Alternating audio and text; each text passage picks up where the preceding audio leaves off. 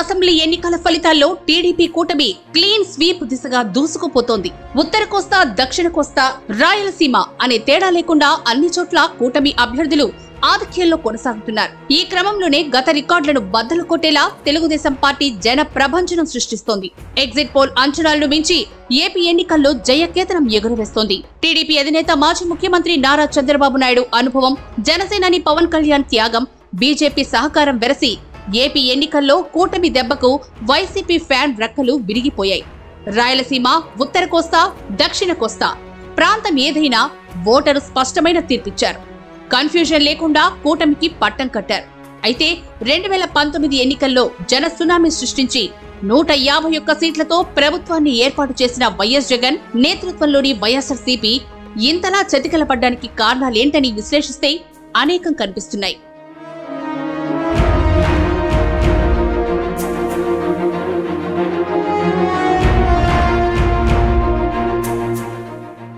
మహాభారతంలో కర్ణుడి చావుకు 100 కారణాలు అన్నట్లు ఏపీ అసెంబ్లీ ఎన్నికల్లో వైసీపీ ఓటమికి అనేక కారణాలు. కానీ వైసీపీ ఓటమికి టీడీపీ విజయానికి బీజం పడింది టీడీపీ అధినేత నారా చంద్రబాబు నాయుడు జైలుకు వెళ్లినప్పుడే. అక్కడే వైసీపీ పరాజయానికి తొలి అడుగు పడిందని విశ్లేషకులు భావిస్తున్నారు. స్కిల్ కేసులో చంద్రబాబును అరెస్ట్ చేసి జైలుకు తరలించిన తర్వాత ఏపీలో రాజకీయ పరిణామాలు మారిపోయాయి.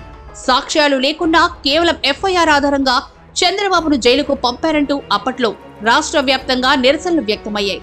తెలుగు ప్రజలు ఉన్న ప్రతి చోట చంద్రబాబుకు మద్దతుగా ఆందోళనలు జరిగాయి. ఈ ఘటనే టీడీపీ జనసేన మైత్రి మరింత బలపడ్డానికి కారణమైంది.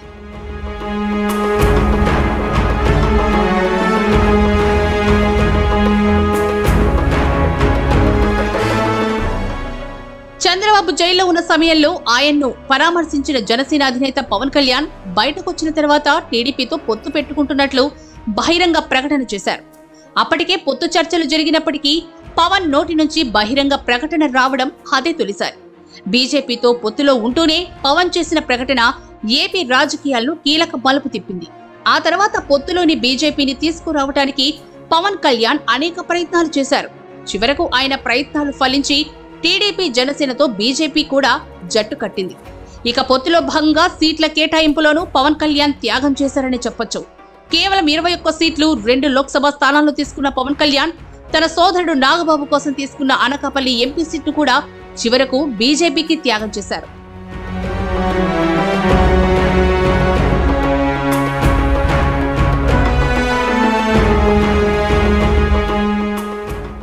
ఇక ఏపీ ఎన్నికల్లో టీడీపీ అధికారంలోకి రావడానికి ఒక రకంగా బీజేపీ పొత్తు కూడా కలిసొచ్చిందని చెప్పొచ్చు.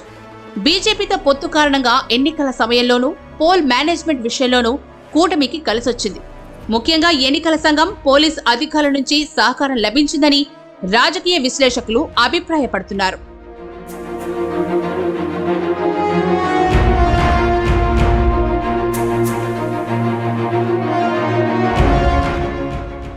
ఏపీ ఎన్నికల సందర్భంగా ప్రకటించిన టీడీపీ జనసేన ఉమ్మడి మేనిఫెస్టో కూడా ఎన్నికలపై ప్రభావితం చేసింది. ముఖ్యంగా సూపర్ 6 పేరిట టీడీపీ ప్రకటించిన మేనిఫెస్టోలో ఓట్ల వర్షం కురిపించిందని విశ్లేషణ. మహిళలకు ఉచిత బస్సు ప్రయాణం, మహిళా ఖాతాల్లోనే నెలకు 1500, ఉచిత గ్యాస్ సిలిండర్లు, మెగా డిఎస్సి, రైతుకు 20,000 పెట్టుబడి నిధి, తల్లికి వందనం పేరుతో ప్రతి విద్యార్థికి 15,000 నగదు ఇలాంటి హామీలు టీడీపీ కూటమి విజయానికి కారణమయ్యాయని విశ్లేషకులు భావిస్తున్నారు.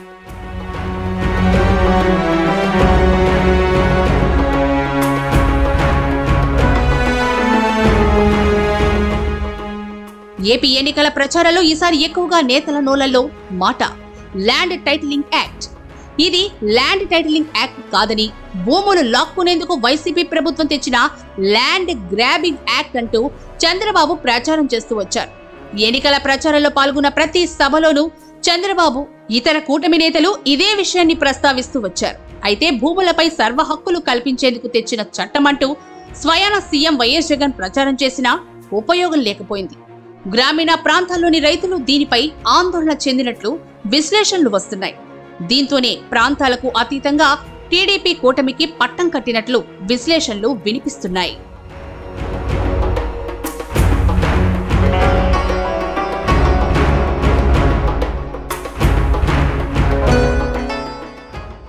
మరోవైపు ఏపీ ఎన్నికల్లో కూటమి అభ్యర్థుల ఎంపిక కూడా విజయానికి కారణమని చెప్పొచ్చు. బీజేపీ జనసేనతో పొత్తు కుదరటంతో కొంతమంది టీడీపీ నేతలకు ఈసారి సీట్లు దక్కలేదు.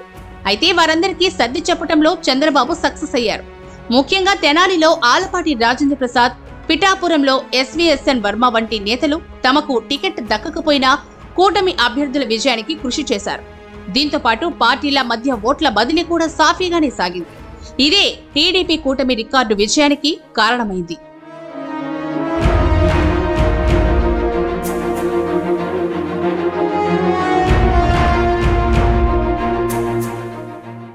గత 5 ఏళ్ల కాలంలో నవరత్నాల పేరిట వైసీపీ అనేక సంక్షేమ పథకాలు అమలు చేసింది.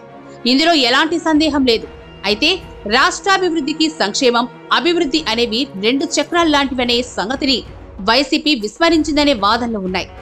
అప్పులు తెచ్చి మరీ సంక్షేమ పథకాలు అమలు చేసిన జగన్ సర్కార్ అభివృద్ధిని విస్మరించడంతో నగర ఓటర్లు కూటమి వైపు మొగ్గు చూపారు. ముఖ్యంగా విభజన జరిగి 10 ఏళ్లు పూర్తయిన రాజధాని లేదనే భావనే ఏపీ ప్రజల్లో వ్యక్తమైంది. 3 రాజధానులంటూ ప్రచారం చేసిన వైసీపీ చివరకు ఆ విషయంలోనూ సక్సెస్ కాలేకపోయింది. దీంతో రాజధాని పోలవరం పూర్తి కావడంతో పాటుగా అభివృద్ధి కావాలంటే చంద్రబాబు మళ్లీ రావాలనే భావన ఓటర్లలో వ్యక్తమైంది.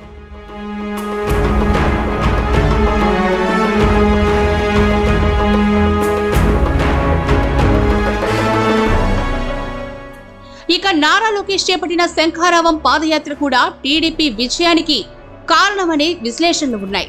రాష్ట్ర వ్యాప్తంగా పాదయాత్ర చేసిన నారా లోకేష్ కార్యకర్తల్లో ధైర్యాన్ని తీసుకురాగలిగారు. అలాగే ఎన్నికలకు వారిని సన్నద్ధం చేయగలిగారు. వీటితో పాటుగా వైసీపీ పట్ల ఉన్న వ్యతిరేకతను చంద్రబాబు బలంగా ప్రజల్లోకి తీసుకెళ్లగలిగారు. ఎన్నికల ప్రచార సమయంలో మండు టెండను సైతం లెక్క చేయక రోజుకు 3 సభల్లో పాల్గొంటూ వైసీపీ విధానాలను ఎండగట్టారు. ప్రభుత్వ విధానాలను ప్రశ్నిస్తూ కూటమి వస్తే ఏం చేస్తామో ప్రజలకు వివరించగలిగారు.